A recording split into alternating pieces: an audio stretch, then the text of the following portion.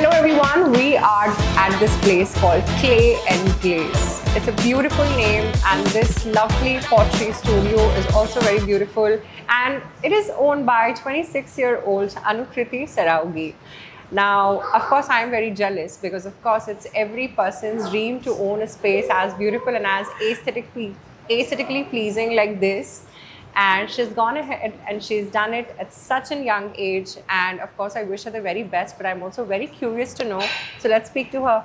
Hi Anukriti. Hi, how are you? I am fine, and thank you so much for agreeing to speak with me at very last minute because when ma'am told me that, Geetika, you should go to this pottery studio that someone your age has started, and she's so young and it's so nice what she's done to the place. And when I came here in the morning for the first time, and I was absolutely mesmerized. What is this beautiful place you've created here? It's lovely. Tell me about this place first. I want to know about you later. So tell me how you started this place and built it in this manner. Okay, so Clay and Glaze was a company that started about 10 years back, and it started really small. We started it's an endeavor by my mom and I. The both of us managed the business together, and we saw this space earlier. We found a land about 4 years back, right in the middle of almost the jungle. It's very secluded, it's very peaceful and surrounded by nature. We've got casuarina trees everywhere. We had peacocks earlier, and the place just drew us close, and we were like, okay, I think we should come here. And we bought a space, and about last year, somewhere in 2024, in November, we started construction with absolutely no plan in mind. We were like, we just need to do something. We've got space, we have to just do you've something. also designed this whole space? Yes, the entire space is designed by me. The architecture was designed by me. We literally started off with a pen and paper on an exam pad. We had an A4 sheet stuck to it, and we were like, okay, let's draw our dream space. That's how it started, and step by step, one by one, we met somebody who was like, you know what, I'll help you create the place. We found a contractor who was very cooperative and who really, really cooperated and motivated us to design the place in a way that was comfortable to us, and gave us a lot of creative freedom to do the walls the certain way, do the ceiling in a certain way, have glass walls, have textured pillars, have anything and everything that we wanted. There was absolutely no restrictions in terms of creation, and we just went for it. Even the walls are textured? Yeah, they're all completely textured, and we wanted to leave the flooring as natural as possible. So when we had designed the name, so my mom, she has Punjabi roots. So she had once told me that she wanted a place with the name Mati, because in Punjabi, ma and bha is written very similarly. So Mati and bhatti, it would in Punjabi it would translate to bhatti, and in Hindi it would be written as Mati. So that was something that was always her dream, and that's when I came up with the name that the place should be called Maison Mati, which is what we've named the place, and we wanted it to be a house made of clay. And last year, that's what I was about to say, that it actually appears that it's a mud wall. Yeah. And I, believe it or not, actually I have lived in a mud house. Oh, so wow. Growing up, I am from Bihar. My village is in Madhubani. Wow. And I remember when I was very young, in my dadi's house, it was a mud house, and it's completely fallen now. It's broken now, but that mud part is still there. So it reminds me of that. It looks absolutely beautiful. Thank you. I get so much. the idea and the intent behind what your mom wanted, probably. Yes. So it's not just Anukriti's business, everyone. It's also a mom and daughter duo running this thing. Yes. That's incredible. Yeah. How is it like being in business with your mom? That is just it's a constant mouse and cat fight almost. I'm completely against all of her ideas, but somewhere down the line, I'm just like, okay, She makes sense. I think I should just listen to her. And I end up listening to her most She times. brings in the wisdom. Yeah, she does bring in the wisdom, but yeah, I think I also have a lot to bring to the table, and she does take a lot of advice that I have to say. Well, when we started out, it was very small and there was not a lot of my contribution. But over the years, what had happened was we grew because of my contribution and my involvement. So I had taken the business online, I had taken the company online. So we started from my old bedroom at home. We still have a small studio at home as well. And our major work has now shifted here. But yeah, when we started out, it was literally from our residence through COVID, where everybody wanted to decorate their homes, have better dining experiences. We designed products during COVID. I learned pottery during COVID, and I started making my own pieces and selling them online. And people were just so happy with what we had to give that that's how we grew. And now we literally ship worldwide. We export to 5 different countries. I know the man behind us was just asking us whether Anukriti can ship the products to Norway or not. Yeah. You've literally gone global, girl. Trying, always. Now shifting from this space to Anukriti. Yeah. Of course, when you say that you bring a lot to the table, then you were just, before that you were telling me when we were talking earlier that you did your MBA in Delhi. Yes, I did. So tell me about how did you always think that one day you're going to own a business, or what kind of dreams did you have growing up? What's the, just tell me the academic part of it as well. Yeah. So initially, pottery was never in the books. Post my 12th grade, I was looking for something to do. And that's when I chanced upon a pottery workshop happening in Orval. And my mom and I, we participated.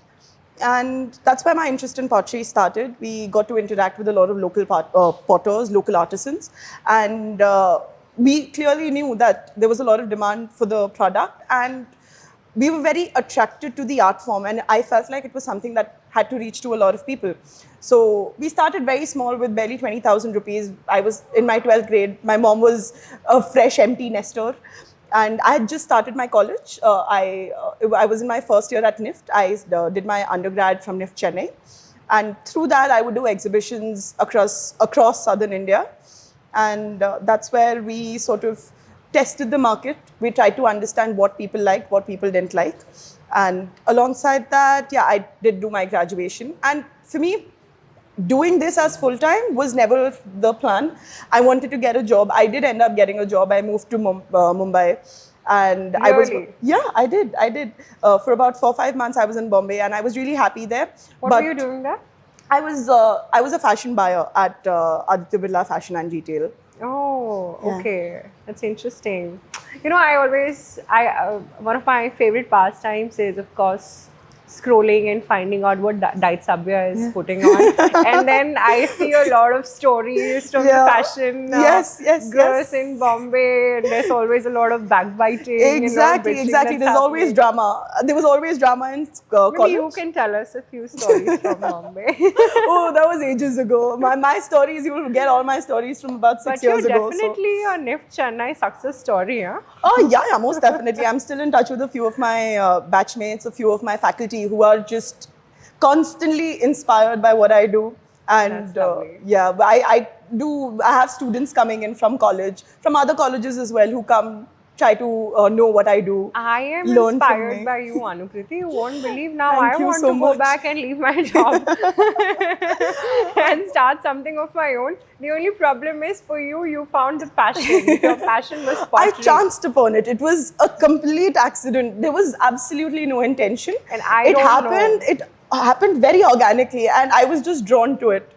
And I'm for like, me, I don't know how to do anything than to do what I'm doing right now. you're incredible at what you do, so I'm sure. No, thank you so much. It means a lot to me. So, okay, tell me something. How does your this thing work? I mean, you created this space. Yeah. What next? You do sell online.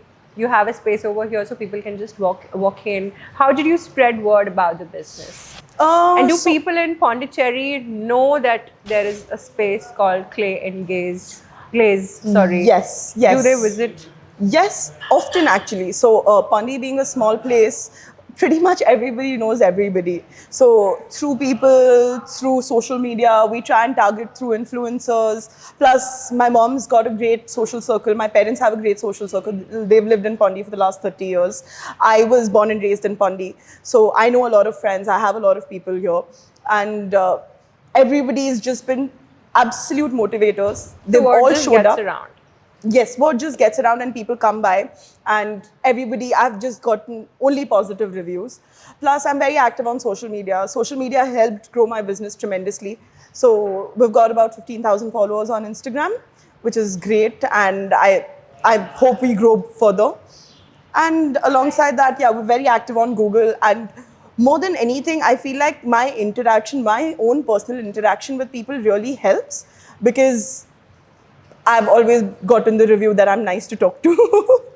Of course you are. Thank you. Thank you so much. So people tell me that I'm really nice to talk to. So they come, they just to interact, they always show up. People just tend to show up. And you also have sessions over here. Yes, we've got pottery workshops happening all the time here. And alongside that, we also sell online, and we do a lot of B2B. So we work with the hospitality industry. So we supply to cafes, resorts, restaurants. We custom design the ceramics for them. So there's an entire design process that goes through, and we do creations that are specific only to them. We work with ITC, we work with Taj, and we also export. So even there are a few hospitality groups in Dubai and the UAE that detail our products in their respective countries as well. My goodness, with every detail and every information that you're giving me, I am more and more, in awe of you, because Oh my God, a girl thank you who so apparently chanced upon pottery in her 12th grade has built such an awesome business, and she's exporting to hospitality sector and such huge giants in Dubai and ITC and Taj and whatnot. That's really incredible, Anukriti. Thank you. Okay, so because you have that experience, I know this is a very generic question. Everyone, I think many people would have asked you this, but for young people, Yeah. wow, I can say we. I'm young. Suddenly Yes, I feel you are. young. You are. No, Of course you I are. feel like a 50-year-old lady the whole Sometimes time. even I do. You won't believe. Sometimes even So, I do. young people get this a lot, that we don't do enough. Or, there's this All the recent thing time, going all on the on time, social all the media. time. That, Imposter Gen Zs are this, Gen Zs are that. Exactly. I get that. They have imposter syndrome. All the time. They All don't the time. they want to figure out things in life, and you have everything figured out so Not beautifully. really. You have everything Imposter figured out. syndrome is real, guys. Imposter is? syndrome is absolutely real.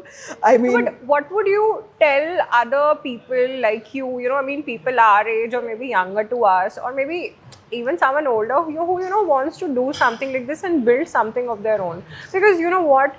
I'll tell you, it is very difficult. You can own a business, but to build it So every true. day, wake up in the morning and then So true. go back to it. I don't come from a business background.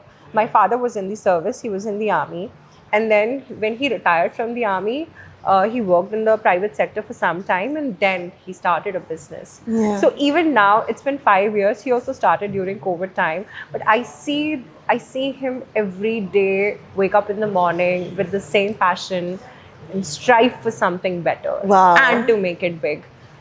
And I am like, my goodness, business is not for everything. So what is your message for the young people? What is this recipe that people are not able to figure out to make a business honestly, work? for the longest time, even I was struggling a lot with the imposter syndrome, because whatever I did didn't feel like I was doing enough. So my first day of B school, I did my MBA from XLRI Delhi, by the way.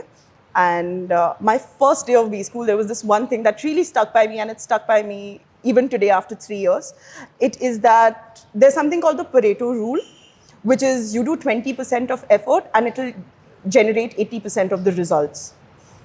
So Again, so 20% of the effort that you put in is going to generate 80% of the results that you strive for. potato rule. Pareto. Pareto rule. Yeah. I heard potato. I am Pareto. hearing wrong things today. Pareto rule. It's called the Pareto rule. So just 20% effort is going to get you 80% of what you want. 20% तो कोई भी कर सकता है यार, कर लो, just do it. Just do it. What is the worst that can happen? Yeah. So just 20% and it'll get you 80% of what Now you you want. sound a little like Kim K. I do, yikes. Why?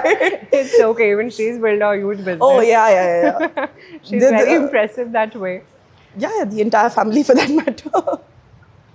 Yeah, I am trying to remember what she said actually. Get your ass up and work or something like exactly. Just, yeah, something like that. Very Something similar, like yeah. that? Just Yeah. do it. Just do it, that. guys. Anukriti is asking the same thing. Just do it. Nike has the best slogan. Just do That's it. so true. Just do it. Also, as someone who's so young and, do you think, I think everyone says this, that, okay, India has a lot of startups, but Yeah. how many of them Really actually work and yeah. really survive? And that is something that we have also seen time and again. Yeah. It takes a lot of efforts. Most so do you definitely. think that now in our country we have that kind of infrastructure where small businesses can thrive and make it big? Because you're also someone, you're saying that you're 12th grade. Yeah. So what I'm guessing is just been about maybe 10 years. Yeah. Not more than that. Not more than that, yeah. Barely, 9, 10 years. 9, 10, barely. 9, 10 years. That's exactly when this entire Startup India mission started. Yes. 2016. Very true. Wala time. And then you have, all of these MSME and all of Yes, these things yes, coming up. yes, and that yes. was when the startup boom actually Yeah, started to happen. yeah. So, you've also grown ahead along. Yes, of course, with the same this thing, Yeah. wave. So tell me about it. Tell me your views about it. So, like every other country, India is a work in progress, but I feel like it is a work in progress in the right direction, especially keeping in mind that the newer generation has a lot more ideas. They've got a broader perspective of the world. They are exposed to a lot more in the world with globalization, with the internet, with social media everywhere. People are just so aware that everybody knows what needs to be done. Yeah. And I feel like this is the growth in the right direction. And eventually we will be in a place where we can compete with the giants of the world, where we would be able to, and it's going to be so much more convenient. We will be in a lot more control because we're a very self-sufficient country. We've got all the resources that we need. We've got sufficient manpower. We've got great support from family. Because family is one thing that is very essential to every Indian. Yeah. You don't see a lot of family rootedness in most parts of the world, but in Yeah. India especially, there's a lot of support that you can get from your family. And the government has been really supportive, has helped in the progress, and has definitely helped in the whole concept of disposable income. That in turn is working in the Indian economy's favor. There is more spending power. There are people who are looking to splurge on international brands, and as soon as you get better alternatives in our country, look at companies like Jaipur Watch Company, look at companies like Good Earth, look at companies like, I don't even know, even Taj for that matter. They're all Indian companies and they compete with the world in terms of luxury, in terms of accessibility, in terms of aspirational products. Even in terms of brands, there are such amazing brands these days that have come up in Exactly. India. Yeah. The designers have gone global. Exactly. And So true. The craft. I think one thing no one can take away from us is the craftsmanship. Exactly. Craftsmanship. Exactly. Very true. Indian craftsmanship, you just cannot take it away from us. Work- We really Every Indian, won. for that matter, really reveres work from hand. Exactly. The person who's doing it as well as the person who's buying it. There's always that respect, that mutual respect, which is really admired. I ever since there's an Indian brand, footwear brand that has come up. It's called Fizzy Goblet. Yes. They make beautiful shoes. Beautiful, absolutely And it's beautiful. so shoes. comfortable. Yeah. I'll tell you, I am someone who loves footwear. So I am the one who will pack the shoe first and then go for Go for the clothes. outfits, yeah. Ever since I bought my first pair of that brand, I have stopped wearing Any other? anything Oh, else. wow. I just keep going back to that store again and again and Yeah. again. And I mean, it's priced decently. I think maybe you can say that it's priced on towards the higher end. Yeah. Maybe it's like 4,000 rupees for Yeah. a pair or something. But bape, the craftsmanship, it's so comfortable. true, so and true. plus it's so beautiful. Imagine Exactly. the time it takes to build something like Exactly, that than something exactly. you manufacture from a Zara or an H&M. Exactly. So So true. this Make in India thing has really, but having said that, do you also think that there is a certain gap or something that we could do better? What are your thoughts on that? Because I'm sure you have your own experiences dealing with things, and Yeah. at some point where you would have felt that, oh, ये ऐसा होता तो थोड़ा ज़्यादा अच्छा होता. What are those moments? Excuse me. Those moments I feel like are again work in progress, but I feel like ease of doing business in terms of taxation, in terms of finances, it wasn't something that was taught to us. So for us to figure that out, that entire route was not as simple, especially for me. Rather, I chose to do an MBA because I was struggling with the whole financial aspect of a business. When you want to scale, especially, your books need to be on point. You need to know how to manage your finances. You need to be your own CFO, right? And I feel like that wasn't taught to us in school, which is why it did not really reflect. So you think handling the finances is also something that Something can be that- a part of our curriculum? It should be part of our curriculum. It should be enforced by the government itself that, why don't you teach personal financial management, business financial management to every single student as well as in colleges, and it should be a mandate rather. Taxation for that matter, new laws, new regulations, everything. If you're providing a scheme to us, the knowledge of that scheme should reach to us, right? It is all up in the air and it is for us to figure it out. Yeah. It never really reaches the common man as clearly as it has to. So if there was just clearer communication, if there was further knowledge, I think. And given the kind of population that we have, it's also not Exactly. possible to, disperse that information so easily and have Yeah, help booths yeah, everywhere. yeah. So I think I get your point where you're coming from, because even I feel very lost sometimes. Exactly. Yeah. Okay, now very serious things we've been talking about. Two young people discussing where the country is going. One is clearly doing things, one is clearly not. Anyway. You've been in Pondicherry all your life. Yeah. You tell me some beautiful things about Pondicherry now. Oh. Maybe the top 5. What should people do when they come to Pondicherry? Pondicherry is a beautiful, major melting pot of culture. You'll find the French, you'll find the Tamilians, you'll find a few hand-picked North Indians here and there. You come to Auroville, you'll find different people from different nationalities, all of them studying in school together, all of them having the same curriculum. We've got alternate forms of education, we've got alternate forms of eating, we've got different cuisines happening everywhere, we've got workshops. Pondicherry is a very happening place with so much happening at all times, like 365 days, there's 365 different activities happening at all times. And it's a small place, so it's very easy to form a community, very easy to interact with people. And wherever you go, the first 2 days you might feel lost, and the third day you'll start recognizing people because it's so small and people are accessible. As long as you know the language though, as long as you know Tamil, it helps. But even if you don't, you voted I did just yesterday. yesterday. Yeah. She is from Pondicherry. I am proof, guys. Yeah, but still, the top 5 things one should do. Oh, Give me things top 5 things that one should as a do. local. Pondicherry is a town Life of as a beaches. local. Yeah. The beaches are beautiful. Some of them are just incredible to stay in. You could just go, sit, relax. There are beaches where you can play volleyball. There are beaches where you can chill. There are beaches where you could just not get in the water and still enjoy the ambience. There's cafes by the beach. So the beach, definitely. There's a lot of water sports. You could do kayaking at the mangroves. If you want to go surfing, you want to do scuba, there's so much water sports. There's so many activities related to water that happens here. But yeah, the heat is despicable. Unbearable. Yeah, unbearable the heat is. It's too hot right Right now, unfortunately. But during peak season, it's just beautiful. And number 3, Pondicherry is very calming. There's a lot of meditation. There's a lot of healing.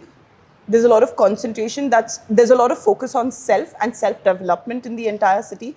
That you go to the Aurobindo ashram, sit there for 5 minutes, and you will feel rejuvenated. You go to the Matra Mandir, do the concentration session for 15 minutes, and you will come out a different person. So that would definitely be my number 3. Number 4, come do a pottery workshop with us, guys. Yes, I think Pondicherry is a land of activities, and pottery is one thing. Pottery is very deep rooted in Pondicherry's heritage. So I think pottery is one thing you should definitely try when you're in Pondi.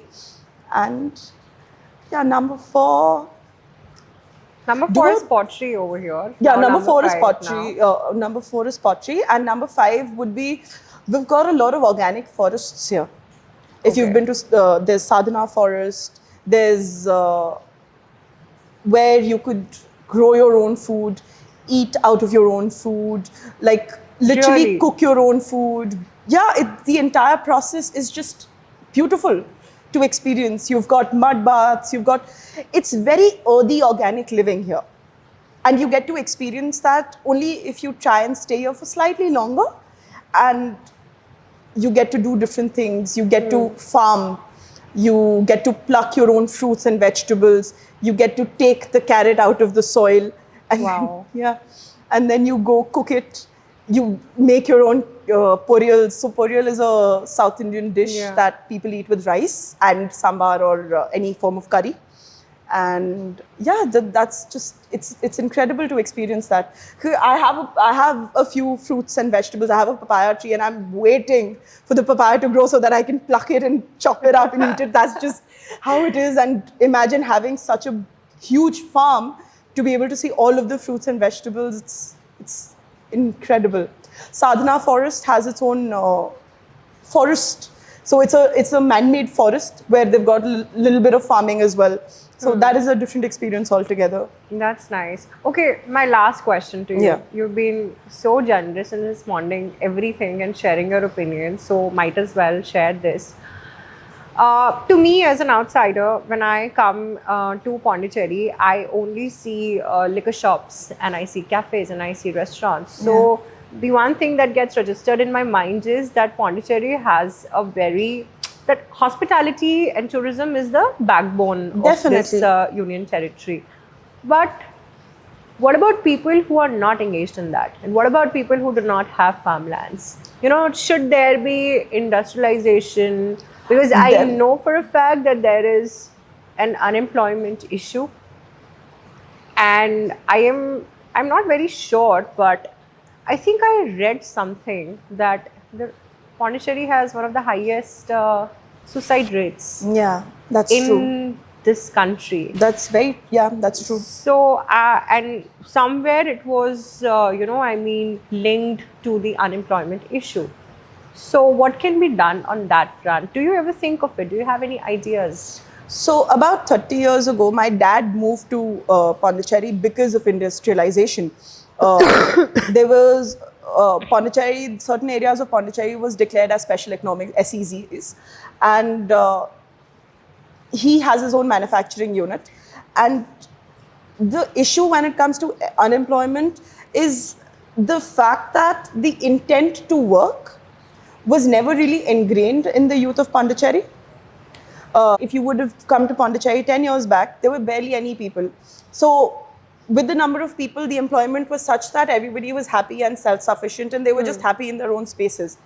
And now, 10 years, 15 years down the line, what has happened is, of course, the newer generation has come up. There's a lot of industries here, but the will to work was never really ingrained in the youth of Pondicherry. And the will to be of service, the will to sort of really contribute to the society was not there. Like for me, as a kid, something that was deeply ingrained in me was that I should always be somebody who supports the whole concept of being a job provider. I should be able to provide jobs. I should be able to bring people in, be a provider, be a help a generation uplift themselves. And that was something that I felt like was the biggest service I could do to the society. But that intention was just never really ingrained in the people here. Even though it's not like they're less skilled or they don't have the knowledge for it. It was just the intent. And I feel like when the intent shift happens, when people are pushed to work, when people are given that opportunity and really forced, that's when I feel like things might change for the better. When people really feel like, yeah, now if I don't work or if I don't earn for myself, I might not have a meal for the next day. That was just never there. But once that happens, that strive to work, that strive to perform would really take people further. I think you're right. There also has to be a certain intent to work, of course. Exactly. But in terms of opportunities, there is no... I think once the intent shifts, there would be a certain segment of people who would be opportunity creators and a certain set of people who would currently be avail those opportunities, but somewhere down the line that inspiration would strike and they in turn would become job creators. Right. Well, I hope people get inspired from I'm you sure. a lot. And I really hope so and too. create something of their own and then give jobs to maybe 5-10 other people. Yeah. And that's how the change will happen. Yes, exactly. Thank you so much for speaking with Thank me. you. Thank you so much. I just have to disturb you again. I would love a tour of this place. For sure. And if you're ever in Pondicherry, please do visit Clay and Glaze. Book a pottery session with this amazing girl over here. I was about to say woman, but then I was like, girl. We stick to girl. She's an empowered girl. So yes, please do. Come, Yes. let's go around.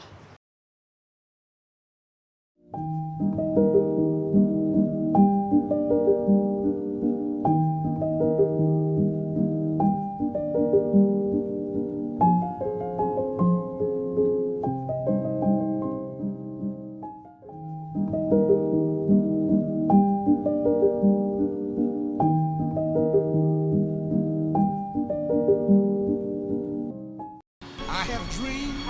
For the first time. Wow. I had a dream about a multicolored rainbow. Go for it. You want to? Living Yeah. together. You could.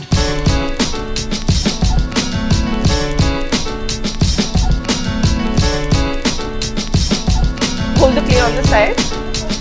Use your thumb and go straight in. Don't go in too deep because then your cup won't have a base. Oh, wow. That's it. Okay. Yeah, switch it on. And why don't you place your thumbs inside and then lift all of that clay up. I had a dream. Just like that. I had a dream. Up, up, up, up, up.